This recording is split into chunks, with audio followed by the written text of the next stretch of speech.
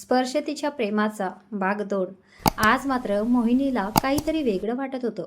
कोणीतरी तिला सारखं चोरून चोरून बघताय असं वाटत होतं. नक्की कोण बघतंय की हा भास आहे, ह्याच द्विधा मनस्थितीतच तिचं लक्ष बसवर गेलं आणि ती बसमध्ये चढू लागली. बसमध्ये आज खूपच गर्दी होती. काही लहान मुलांच्या तोंडी परीक्षा होत्या म्हणून बाकी लहान लहान 8वी-9वी वाले विद्यार्थी पण दिसत होते बसमध्ये. म्हणून आज गर्दी आहे असं मोहिनीच्या लक्षात आलं. चेतनाला जागा मिळून गेली होती बसायला. आज मोहिनीचा भाऊ पण उभाच होता. त्यालाही सीट मिळाली नव्हती. तो इकडे तिकडे सीट शोधत होता मोहिनीसाठी, पण गर्दी खूपच असल्यामुळे काहीच शक्य नव्हतं. मोहिनी मनातच विचार करत होती की सीट मिळू दे. तितक्यात तिला आवाज आला, मोहिनी, तुझी काही हरकत नसेल तर तू माझ्या जागेवर बसू शकतेस. प्रसाद, त्याने अगदी शांतपणे मोहिनीला विचारले. मोहिनीला तर धडकीच भरली, कारण ती पहिल्यांदा कोण्या मुलासोबत बोलायची हिंमत करत होती. प्रसाद खिडकीजवळ बसलेला होता. त्याच्या बाजूला 2 बायका बसलेल्या होत्या. त्यातली एक बाई मोहिनीला बोलली, थांब बेटा, मला आता उतरायचंच आहे, मग तू बस माझ्या जागी. मोहिनीला आता थोडं बरं वाटलं, कारण नाही म्हटलं तरी प्रसादची जागा घेण्यापेक्षा त्या बाईने दिलेली जागा ठीक असेल. ती एक बाई थोड्या वेळात बसमधून उतरली आणि मोहिनी पटकन त्या सीटवर बसून गेली. तिने चेतनाला इशारा करून सांगितलं की जागा मिळाली म्हणून. बाळ, कितवीला आहेस तू? मोहिनीच्या शेजारी बसलेली बाई तिला विचारत होती. काकू, मी FY BScला आहे. तितक्यात मोहिनीला हळूच हसण्याचा आवाज आला. तिने बघितलं, प्रसाद हळूच हसत होता. ती म्हणतच, याला काय झालं असं अचानक हसायला? अरे वा, छान. ती बाई तिचं कौतुक करू लागली. बाळा, तुझ्याकडे बघूनच वाटतं की तू हुशार आहेस असं. परत तिला हसायचा आवाज आला.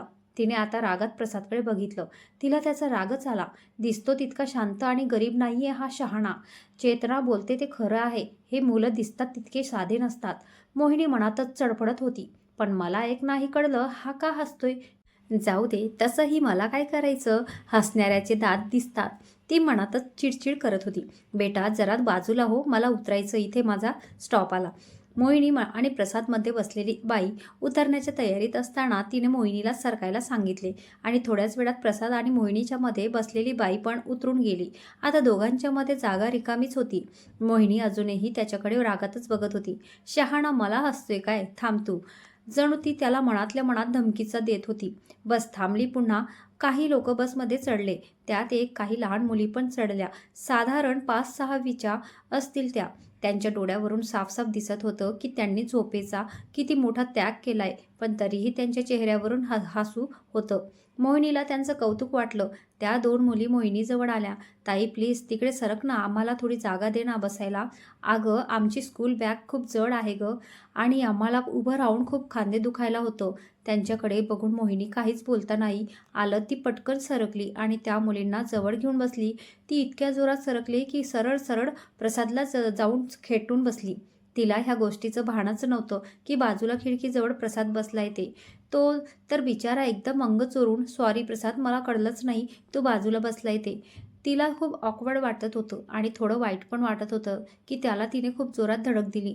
थोड्याच वेळात मोहिनी एकदम शॉक लागल्यासारखी ताडकन उठून उभी राहिली.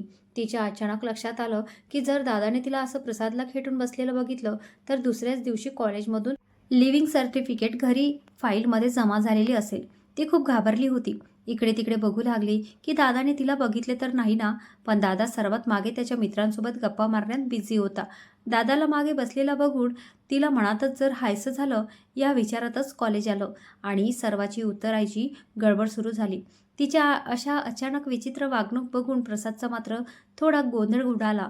त्याला कळालंच नाही की ही अशी का अचानक उठून उभी राहिली. त्याने तिला प्रश्नार्थक नजरेने बघितलं, पण फक्त नकारार्थी मान हलवून काही नाही असं सांगितलं. मोहिनी आणि चेतना कॉलेजमध्ये आले. आज दोघींचं लेक्चर खालच्या मजल्यावरच होतं, म्हणून दोघेही क्लासरूममध्ये बसूनच कॉलेजच्या बेलची वाट बघू लागल्या. चेतना, किती शांत वाटतं ना गं कॉलेजला असं सकाळी सकाळी आल्यावर. पक्ष्यांचा चिवचिवाट, झाडांच्या पानांची सडसड, त्यात हा जुलैचा पावसाचा गारवा. आहा, काय छान असतं सर्व. मोहिनी क्लासरूमच्या दरवाजाजवळच्या बेंचवर वरती बसून बोलत होती. ती बोलत होती आणि चेतना डोळ्यातील अर्धवट झोप पूर्ण करत हो हो म्हणत होती. तिच्याकडे बघून मोहिनीने डोक्याला हात लावला आणि ह्या मुलीचं कसं होईल असं निश्वास सोडला. मोहिनी बोलत होती तितक्यात काही मुलांची बडबड ऐकू येत होती बाहेरून, आणि ती बडबड आता जरा जरा जास्तच ऐकू येत होती. क्लासरूम जवळून बीकॉमच्या मुलांचा घोळका जाताना दिसला. त्यात मोहिनीचा दादा पण होता. दादाला बघून ती पटकन बेंचवरून खाली उतरून बसली. तितक्यात तिची नजर घोळक्यात असलेल्या प्रसादवर गेली. तो मात्र मोहिनीकडे बघून अगदी गोड हसला. नकळत का होईना, पण त्याला हसताना बघून मोहिनीच्या चेहऱ्यावर पण एक स्मित हास्याची लकेर उमटली. किती गोड हसला ना तो. चेतना मोहिनीच्या कानाजवळ येऊन हळूच पुटपुटली, हो ना, खूप छान हसतो ग तो, आणि त्याची ती डाव्या गालावरची नाजूक खडी छान शोभून दिसते त्याला. मोहिनी तो गेला त्या दिशेलाच एकटक नजर लावून त्याला बघत बोलून गेली. पण तिला नंतर कळालं की तिने आता चेतनाजवळ काय बोलून काय माती खाल्ली ते. नाही म्हणजे अगं चेतना, तसं नाही. बरं काही नाही, मी आपलं सहजच बोलून गेले. मी तर फक्त तो कसा हसतो हेच बोलले. तू प्लीज काही पण समजू नकोस. मोहिनी गोंधळून चेतनाला समजावत होती. अगं हो हो, किती घाबरते. मी काय तुझा दादा आहे का गं? आणि काय झालं त्यात इतकं घाबरायला? हे बघ मोहिनी, हे वय असतं असंच असतं. इथे खूप लोकांचं अचानक आकर्षक होऊन जातं. कधी कधी आपण पटकन प्रेमात पडतो. पण थोडं सांभाळून राहा म्हणजे झालं. चेतना मोहिनीला समजावत होती. बाकी ते जाऊ दे चेतना, चल स्टडीचं काय ते बघूया. म्हणून दोघीही थोडा वेळ अभ्यासाचं बोलू लागल्या. तितक्यात कॉलेजची बेल झाली न पहिल्या लेक्चरसाठी क्लासरूम भरून गेला. सर्व लेक्चर वगैरे आवरून दोघीही जरा कॉलेजच्या कॅन्टीनमध्ये जाऊन बसल्या. तिथेच दोघींनी थोडंसं स्नॅक खाल्लं. मध्ये चेतनाने काल मोहिनीला बघायला आलेल्या पाहुण्यांचा विषय छेडला. चेतना म्हणाली, मोहिनी, काल काय झालं ग मग? मुलगा कसा आहे? पोलीस म्हटल्यावर ते पण मुंबईमध्ये, म्हणजे सर्वच छान असणार. आता काय बाबा, आमची मोहिनी आम्हाला सोडून जाणार? गप ग, असं काही नाहीये. मी तुला त्रास द्यायला 3 वर्षे इथेच राहणार बघ तू. मोहिनीने समोसा खात खात चेतनाला दतावलं. का ग, म्हणजे काय झालं? चेतनाने विचारलं. अगं त्या लोकांना मी पसंत नाही पडले. चेतना, छे काही पण. काय तू तर देखणी हुशार मुलगी आहेस, तरी पण असं कसं करू शकतात ते लोक? चेतना थोडं चिडतच बोलली. अगं चेतू, मी देखणी आहे की नाही माहीत नाही, पण मी खूप साधी आणि सिंपल राहते म्हणून त्या लोकांना नाही आवडले. मोहिनी चेहरा पडून बोलत होती. जाऊ दे. तुझा तो पोलीस तुझ्या नशिबात नाही असं म्हणण्यापेक्षा तूच त्याच्या नशिबात नाही असं म्हण. कारण असली हिरे की पहचान सिर्फ जोहरी ही कर सकता है. बस बस, खूप झालं आता, ते झाड पण तुटून जाईल. चल बसमध्ये सीट मिळाली पाहिजे. निघ लवकर स्टँडवर. जायला उशीर नको व्हायला. असं म्हणून मोहिनी चेतनाला घेऊन जाऊ लागली. मोहिनी आणि चेतना बस स्टँडवरून बसमध्ये बसल्या. गर्दी नसल्यामुळे त्यांना सीट मिळून गेली होती. बस तशी कॉलेजजवळूनच जायची, पण कॉलेजजवळून बसले तर सीट मिळत नव्हती. गर्दी पण खूप असायची कॉलेजच्या मुलांची, म्हणून ह्या तिघीही बस स्टँडला जाऊनच बसायच्या. मोहिनी बसच्या खिडकीतून बाहेर बघत होती. तितक्यात तिला तिच्या दादाने आवाज दिला. मोहिनी, जागा मिळाली ना तुम्हा दोघींना? बरं झालं. मला आज जमलं नाही बस स्टँडवर यायला. हे घे माझ्याजवळ. जर घरचं सामान आहे ते तुझ्याजवळ ठेव. मला उभे राहून घ्यायला जमत नाहीये गर्दीमुळे. मोहिनीने सामान घेतले आणि दादाला मागे कुठे सीट मिळते का बघायला सांगितलं, म्हणून तिचा दादा मागे निघून गेला. मोहिनीची आणि चेतनाची बडबड चालू होती. तितक्यात मोहिनीने बसमध्ये प्रसाद पण चढला. त्याला बघून परत मनात काहीतरी वेगळंच जाणवलं. काय आणि काय जाणवलं हे मात्र अजूनही कळालं नव्हतं. पण काय माहीत, हल्ली सतत त्याला बघावंसं वाटायचं. त्याने पण मोहिनीकडे बघून त्याच्या चेहऱ्यावर एक छोटंसं हसू उमटवलं. आता मात्र मोहिनीला परत भीती वाटली की हा पण हल्ली असा का बघतो माझ्याकडे. पण मोहिनीला वाटलं एकाच गावाचे आहेत दोघंही, आधीपासूनची ओळख आहे, त्यामुळे सहज हसत असणार नेहमी. पण काही असो, त्याची ती गोड स्माईल हवीहवीशी वाटायची. त्याची ती बेधुंद नजर, गालावरची खडी छान वाटायची बघायला. हा जर मुलाऐवजी मुलगी असता तर एकदम नाजूकसा दिसला असता. किती सुंदर दिसला असता मुलगी म्हणून. मोहिनी तिच्याच मनातल्या विचारावर खुदकन हसूला आलं आणि तिने नकळत त्याचं नामकरण सोडा करून टाकलं मनातच. नाजुका, छान आहे नाव. परत तिला खुदकन हसू आलं. चेतना मात्र डोळे लावून निद्रेच्या आहारी गेली होती. तिला बसमध्ये कितीही आवाज असला, गोंधळ असला तरी लगेच झोप लागायची. पण हल्ली मोहिनी मॅडमच्या मनात पहिल्या वहिल्या प्रेमाचे वारे वाहू लागले होते. विचार करत करत गाव कधी आलं कळलंच नाही. मोहिनी चेतनाला निरोप देऊन घरी गेली. घरी गेल्यावर फ्रेश होऊन तिने तिच्या रूममध्ये थोडा स्टडी केला. काही असाइनमेंट पूर्ण करायच्या होत्या, ती त्या करू लागली. तिथेच तिचा डोळा लागला आणि ती झोपी पण गेली. मोहिनी, मोहिनी, अगं उठ बाळा, संध्याकाळचे 5 वाजलेत. चहा ठेवते मी, फ्रेश हो आणि चहा घे. आईने मोहिनीला उठवत चहा घ्यायला सांगितले. फ्रेश होऊन आल्यावर मोहिनीने चहा घेतला. तिला जर बरं वाटलं. बाहेर आज सकाळपासूनच पाऊस चालू होता. त्यात हा आल्याचा चहा. आहा, काय म्हणावं या वातावरणाला. तिने चहा घेता घेता FM ऑन केला. मस्त मराठी गाणं चालू होतं. मोहिनी आज पूर्णपणे गाणे ऐकण्यात आणि प्रसादला आणि स्वतःला इमॅजिन करण्यात हरवून गेली होती.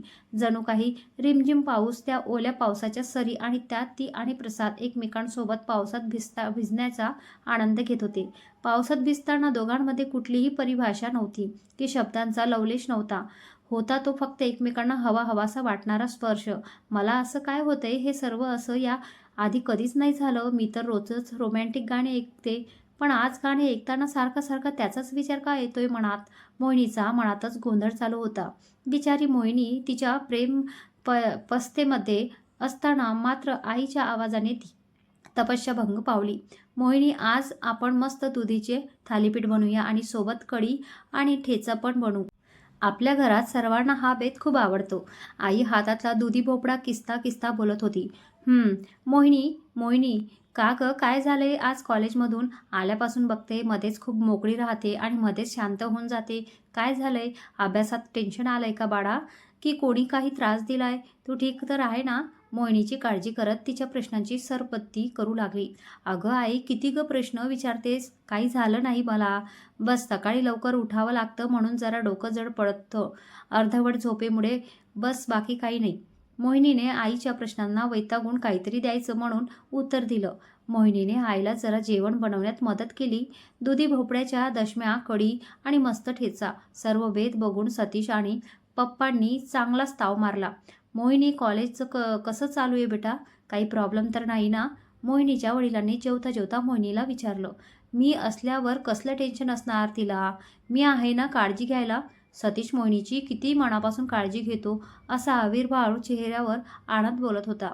हो ना बेटा, तू आहेस म्हणून तर काही टेन्शन नाही तिचं आम्हाला. आई स्वतःच्या लाडक्या लेकाचं कौतुक करत बोलू लागली. ह्या आईला तर नुसतं बघावं तेव्हा स्वतःच्या मुलाचंच कौतुक करायचं पडलेलं असतं. मोहिनीने आईकडे बघत मानेला झटका दिला. आणि हा एक शहाणा काय म्हणे तर काळजी घेतो बघाव तेव्हा आपलं नुसतं एखाद्या जासूससारखं लक्ष ठेवत असतो. मोहिनी नाक मुरडत सतीशकडे बघू मनातच बडबडू लागली. जेवण करून आईला मदत करून ती तिच्या रूममध्ये झोपायला गेली. पण आज जे काही होत होतं ते मात्र या आधी कधी झालं नव्हतं. तिचं हे प्रसाद नावाचं कोड उलगडण्या पलीकडे जात होतं. आपलं याला होत असणारा भास हा प्रेम आहे की केवळ आकर्षण? ह्या द्विधा मनस्थितीचं ती झोपून गेली.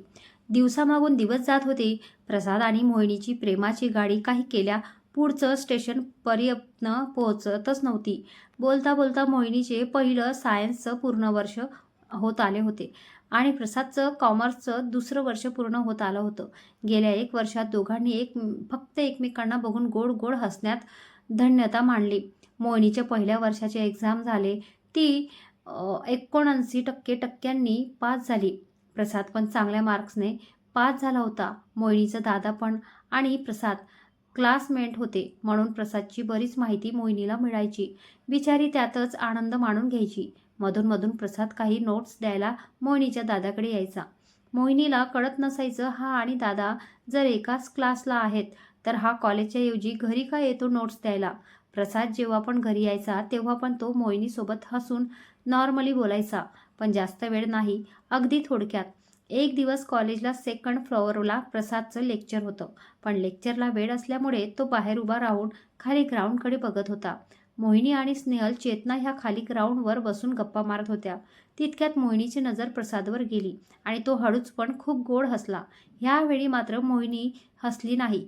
तिला आता त्याच्यात अडकायचं नव्हतं, कारण गेल्या 1 वर्षापासून फक्त एकमेकांना बघून हसत राहणे म्हणजे काय? जर प्रेम असेल तर त्याने तसं सांगावं असं मोहिनीला वाटायचं, पण तो काहीच बोलत नव्हता. केवळ मैत्री असेल तर ठीक आहे, तितकंच, मग आपण पण जास्त वाहवत जायचं नाही. स्वतःच्या भावनांना आताच आवर घालायला हवा, नाहीतर ह्याचा परिणाम स्टडीवर होईल. मोहिनीने मनातच विचारचक्रांना गती दिली आणि अभ्यासावर लक्ष केंद्रित केले. मोहिनी आणि प्रसाद प्रकरण जर शांत होतं सध्या. मोहिनीचं दुसरं वर्ष अर्ध निघून गेलं होतं. दिवाळी येणार होती. ऑक्टोबरचा महिना होता. दुसऱ्या वर्षाचे फर्स्ट सेमिस्टरचे एक्झाम होते. एक्झामची वेळ दुपारी 4 ते संध्याकाळी 6 पर्यंत अशी होती. हिवाळा असल्यामुळे लवकर अंधार पडायचा. कॉलेजवरून घरी जाण्यासाठी 7 वाजेची शेवटची बस असायची. त्या दिवशी पेपर देऊन स्नेहल, चेतना आणि मोहिनी बस स्टँडवर गेल्या. 6:30 झाले होते. तिघीही मस्त पेपरच्या गप्पा मारत बसल्या होत्या. गप्पा मारता मारता 7:30 होऊन गेले. सर्व दूर अंधार व्हायला लागला होता. स्नेहलने घड्याळ बघितलं तर 7:30 झाले, पण अजून कशी बस आली नाही ती विचार करू लागली. आता मोहिनीला पण टेन्शन येऊन लागलं. पण चेतना बोलली की अगं कधी कधी होते बस लेट, त्यात काय इतकं. म्हणून मग परत तिघीही गप्पा मारण्यात रंगल्या. तिघींकडेही मोबाईल नव्हता. वेळ जात होती पण बसचं काहीच कळत नव्हतं. आता मात्र 9 वाजत आले होते. 2-3 वेळा बस स्टँडच्या ऑफिसमध्ये विचारून पण झाले होते. ते बोलत होते की येईल बस म्हणून, पण 9 वाजता परत ह्या तिघींनीही विचारायला गेल्या. ते लोक परत बोलले की येईल बस, थांबा जरा वेळ. थोड्या वेळाने डायरेक्ट अनाउन्समेंट झाली की ह्या गावी जाणारी बस आज काही कारणास्तव कॅन्सल करण्यात आली आहे. आणि बस मोहिनीच्या पायाखालची जमीनच सरकली. चेतना तर डायरेक्ट त्या ऑफिसमध्ये जाऊन त्या लोकांशी भांडायलाच लागली होती. पण कसंबसं तिला स्नेहल आणि मोहिनीने शांत केलं. आता तिघीही टेन्शनमध्ये आल्या. बस स्टँडवरची गर्दी कमी कमी होऊ लागली होती. तितक्यात त्यांच्या बाजूला 2-3 मध्यमवयीन पुरुषांचा आवाज येऊ लागला. ह्या तिघींनाही जरा आधार वाटला. चेतना म्हणाली, अगं मोहिनी, आपण ह्या लोकांकडून मोबाईल घेऊन घरी कळवायचो का की बस कॅन्सल झाली म्हणून. मोहिनी म्हणाली, नाही अगं, नको, ते आपल्या ओळखीचे नाहीये. ठीक आहे, मग ओळखीचं कोणी येईपर्यंत थांबू इथेच रात्रभर वाट बघत. चेतनाने मोहिनीला रागात बडबड केली. स्नेहल म्हणाली, मोहिनी, मला चेतनाचं बोलणं पटतंय. आपण त्या लोकांकडून मोबाईल घेऊन घरी कळवायला हवं. मोहिनी म्हणाली, ठीक आहे, मग चला घेऊ त्या लोकांकडून मोबाईल. तिघीही त्या माणसाजवळ गेल्या. 4 पुरुष होते ते. काका, आमची बस कॅन्सल झाली आहे हो, आम्हाला घरी कळवायचं आहे. घरच्यांना तर प्लीज तुमचा मोबाईल देता का. चेतना त्यातल्या एका माणसाला रिक्वेस्ट करू लागली. हो हो, घे ना बेटा माझा मोबाईल आणि कळव घरी. त्यातला एक माणूस मोबाईल खिशातून काढत बोलत होता, अरे थांब, मोबाईल काय देतो, आपण त्यांना घरीच सोडवून देऊ ना, उगाच त्यांच्या घरच्यांना इतक्या लांब येण्याची तसदी नको. त्यातला एक माणूस त्या मोबाईल देणाऱ्या माणसाला डोळ्यांनीच काहीतरी इशारा करत सांगत होता. चेतना आणि स्नेहलचं लक्ष त्या माणसाकडे गेलं आणि त्या दोघींना काय समजायचं ते त्या समजून गेल्या. मोहिनी, हो काका, तुम्ही जर आम्हाला घरी सोडवलं तर खूप बरं होईल. मोहिनी डोळ्यात धन्यतेचे भाव आणून बोलू लागली. नाही नाही काका, असू द्या, तसंही इथे माझ्या मावशीचे घर आहेच. अजून थोडा वेळ वाट बघू आम्ही, नाहीतर त्यांच्या घरीच जाऊ. मग थांबू रात्रभर. तसंही माझ्या मावशीचे मिस्टर पोलीसमध्येच आहेत. ते रात्री 10च्या बसने उतरतात इथे. त्यांच्यासोबतच जाऊ आम्ही मग. अगं चेतना, तू इतक्या दिवसापासून एकदा पण नाही सांगितलं मला तुझी मावशी इथे. तितक्यात स्नेहलने मोहिनीचं हात जोरात दाबला आणि मोहिनीने चिडून स्नेहलकडे बघितलं. त्या तिघीही त्या लोकांपासून बाजूला निघून आल्या. चेतना, का सांगितलं नाही मला आजवर की तुझी मावशी इथेच राहते म्हणून. उगाच आपण इतका वेळ इथे थांबलो टेन्शन घेत, आणि ही शहाणी का माझा हात जोरात दाबत होती. आता मोहिनीने मोर्चा स्नेहलकडे वळवला. अगं मोहिनी, माझी कोणी मावशी वगैरे नाही राहत. अगं इथे पण त्या लोकांपासून पळ काढण्यासाठी हेच सांगणं गरजेचं होतं. आणि तू बघितलं ना, मी जेव्हा त्या लोकांना म्हणाले की माझे काका मावशीचे पती पोलीस आहे, तर ते लोक कसे लगेच जाण्याच्या तयारीला लागले. मोहिनीला आता कळालं होतं की चेतनाने कसं प्रसंगावधना दाखवल केलं. मोहिनी, कसं होईल गं आयुष्यात पुढे तुझं. थोडी तरी हुशार हो गं प्लीज. ते लोक आपल्या ओळखीचे नाही, गावचे नाही, त्यात हा रात्रीचा टाईम, त्यात ते 4 लोक. कसं काय आपण त्यांच्यावर विश्वास ठेवून त्यांच्यासोबत जायचं गं. त्यात आपल्या गावी जाणार रस्ता सुमसाम असतो आणि ते लोक आपल्याला कुठे घेऊन जातील हे तुला माहीत आहे ना, का नाही. तुला काही माहीत नाही. आम्हाला दोघींना माहीत आहे. चेतना मोहिनीच्या भोळव्या स्वभावावर मनातून दुःखी होऊन तिला समजावत होती. हे सर्व ऐकून मोहिनीच्या तर डोळ्यासमोर अंधाऱ्याचं आल्या. ती आता कल्पनाही करू शकत नव्हती की त्या लोकांनी त्या तिघींसोबत काय केलं असतं आणि माहीत नाही कुठे नेलं असतं. तिला परत एकदा स्वतःच्या स्वभावावर मनात खूप रडू आलं आणि कानात सारखे चेतनाचे शब्द घुमू लागले. कसं होईल मोहिनी तुझं पुढे, खरंच कसं होईल माझं भविष्यात. ती त्याच्या विचारतंद्रीतच गुंग झाली होती. आता तिला नाही म्हटलं तरी त्या लोकांचा विचार करून रडायला यायला लागलं. तिघीही शांत बसून राहिल्या. बस स्टँड ऑफिसजवळ. "अरे, इतक्या रात्री तुम्ही तिघीही इथे काय करताय?" अचानक तिघींनी वर समोर बघितलं तर खांद्यावर बॅग लटकवलेला, अंगात जर्किन घातलेला, डोक्यात थंडीची टोपी घातलेला तरुण त्यांना बघून विचारत होता. तो प्रसाद होता. त्याला बघून मोहिनीला असं वाटलं होतं की आत्ताच त्याच्या मिठीत जाऊन खूप रडावं आणि त्याला सांगावं की प्लीज आम्हाला घरी नेऊन सोड. कसंही घेऊन जा, पण प्लीज घेऊन जा. त्याने परत विचारलं, "काय झालं ते आम्ही यावेळी तिघीही इथे कशा काय?"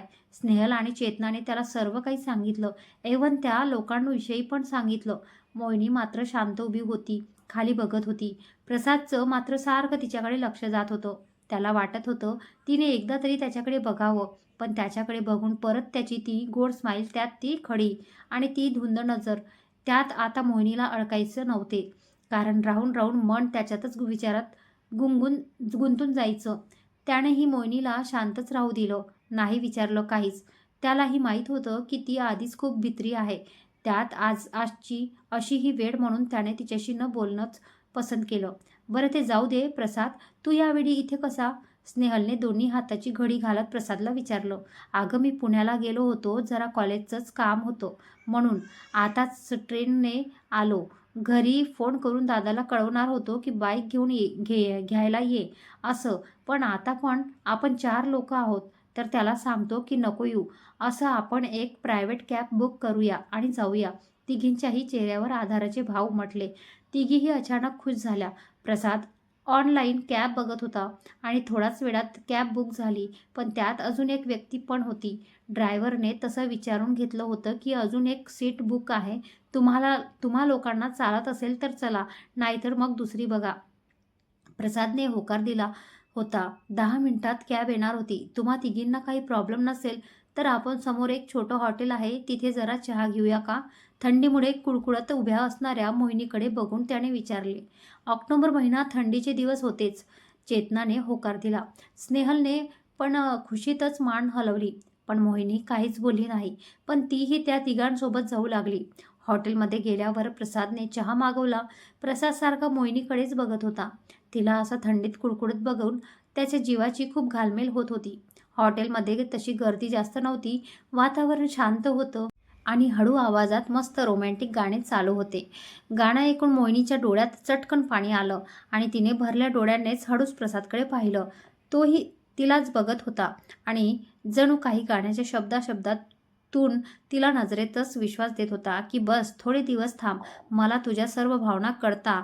पण माझी पण काहीतरी मजबुरी आहे. पण तू प्लीज माझ्यासोबत असा अबोला नको धरू. बोल काहीतरी. नको अशी गप्प राहू. मला तुझ्या ह्या शांततेचा किती त्रास होतोय तुला कसं सांगू. दोघेही एकमेकांना बघण्यात गुंग होते. तितक्यात प्रसादचा फोन वाजला. कॅब ड्रायव्हरचा कॉल होता. कॅब आली होती. तिघीही खूप खुश झाल्या. पण मोहिनी थोडी शांतच होती. इनोव्हा कार होती ती. ड्रायव्हरजवळ आधीच एक माणूस बसला होता. स्नेहल आणि चेतना आधीच मागे 3ऱ्या टप्प्यात जाऊन बसल्या. दोघींनी जणू काही प्रसादला आणि मोहिनीला मधल्या सीटवर बसण्यासाठीच जागा सोडली होती. मोहिनीने गाडीत बसताना दोघींकडे रागात बघितलं. चेतनाने तिला गोड स्माईल दिली आणि नजरेतून सांगितलं की मिळालेला क्षण आज तरी जगून घे. प्रसाद आणि मोहिनी मधल्या सीटवर बसले. मोहिनी मुद्दामहून जरा लांबच बसली त्याच्यापासून. पण गाडीने जसा वेग पकडला तशी थंडीही वाजू लागली. प्रसादने, ड्रायव्हरने आणि त्या दुसऱ्या व्यक्तीने जर्किन घेतलेले होते म्हणून त्यांना जास्त थंडी लागत नव्हती. पण ह्या तिघींनी गरठू लागल्या. स्नेहल आणि चेतना एकमेकांना घट्ट चिटकून बसल्या होत्या. पण मोहिनीला मात्र आता खूपच थंडी लागायला लागली होती. ती थंडीने पुरती थुडथुडत होती. प्रसादला तिची अवस्था बघवत नव्हती. तो हळूच तिच्या बाजूला सरकला आणि तिला खेटून बसला, जेणेकरून बाजूची हवा तिला लागू नये.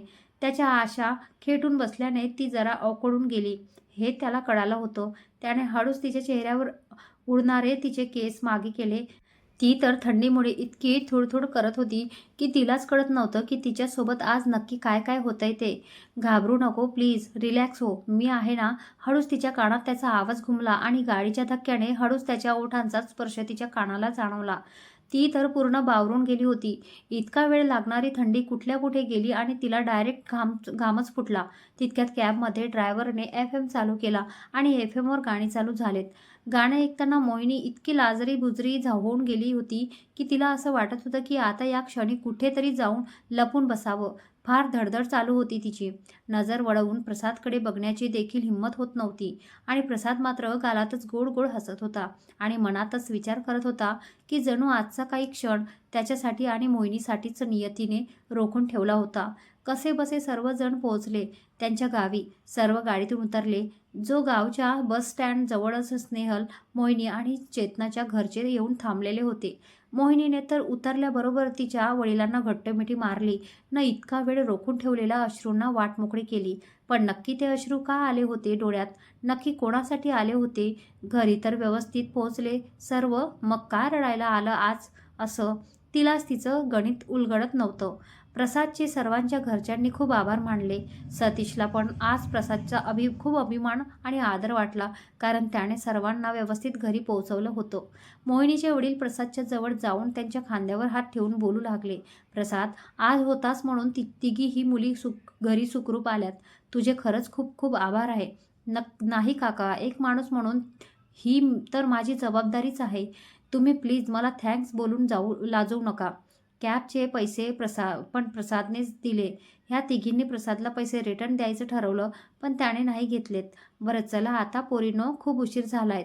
त्यात तुम्ही उपाशी पण असाल. घरी जाऊन पटकन जेवण करा. जो तो आपापल्या घरच्या दिशेने निघाले. नाही म्हणता म्हणता तरी मोहिनीची नजर हळूच प्रसादकडे वळलीच आणि तो पण तिलाच बघत बघत पुढे जायला निघाला. त्याच्यापासून लांब जाताना तिला थोडं मनात दुखावलं होतं. नाही म्हटलं तरी 1.5 वर्षापासून मनात तोच तर आहे आणि दोघांमध्ये कधीही काही बोलणं नाही की कधी कुठलं प्रेमाचं आश्वासन नाही. चालू होता तो फक्त नजरेचा खेळ आणि इतक्या दिवसानंतर दोघंही अचानक आज असे जवळ आले होते. मोहिनीपासून लांब जाताना प्रसादला पण थोडं मनात दुखावलं होतं. त्याची नजरच सांगत होती की त्यालाही किती त्रास होतोय. मोहिनी इकडे घरी पोहोचली. जेवण करून ती सरळ तिच्या रूममध्ये झोपायला गेली. आज काय काय झालं आणि कसं सर्वजण कॅब करून आले हे सर्व विचारायला मोहिनीची आई तिच्या रूमकडे निघाली होती. पण मध्येच मोहिनीच्या वडिलांनी तिला अडवलं. आज काहीही विचारू नको. तिला बघितलं नाही का किती घाबरली आहे ती आणि खूप थकल्यासारखी पण वाटते. म्हणून आता तिला जरा एकटंच राहू दे आणि आराम करू दे. तसंही तिचे एक्झाम चालू आहे, तिला शांतच राहू दे. मोहिनीच्या वडिलांनी तिच्या आईला समजावलं आणि तिच्याकडे जायला नकार दिला. इकडे मोहिनी बेडवर पडून आजचा प्रसादबरोबरचा क्षण आठवून खूप खुश होत होती. मध्येच दोघी हाताने चेहरा झाकून घ्यायची, पण मनातच तिची तडफड चालू होती आणि स्वतःलाच प्रश्न विचारत होती की प्रसाद जर खरंच माझ्यावर इतकं प्रेम करतो तर आजवर का बोलत नाहीये? का प्रेमाची कबुली देत नाहीये तो? किती दिवस मला असं तळमळत ठेवणार आहे तो? तिची राहून राहून मध्येच चिडचिड व्हायची. तितक्यात तिलाच परत वाटलं, प्रेम तर आपण पण करतो ना, मग आपण का नाही बोलून दाखवत? नाही, मी जर बोलून दाखवलं आणि तो जर नाही म्हटला तर? कदाचित हो पण म्हणेल, पण पुढे कॉलेजमधून दादाला आणि आईबाबांना कळालं तर? नाही नाही, नको. त्यापेक्षा त्याला जेव्हा योग्य वाटेल आणि तो जर खरंच माझ्यावर प्रेम करत असेल तर तो एकदा तरी बोलून दाखवेलच. तोपर्यंत आपण फक्त कॉलेज आणि अभ्यासवर याकडेच लक्ष द्यायला हवं. मोहिनी मनातच विचार करून शांत झोपून गेली. काय राव, काय चालू आहे ह्या दोघांचं? थोडी प्रेमाची गाडी पुढे सरकतच नाही की लगेच कॉलेज आणि स्टडी जवळ येऊन थांबते. तर बघू नक्की कोण कोणाला प्रेमाची कबुली देते ते.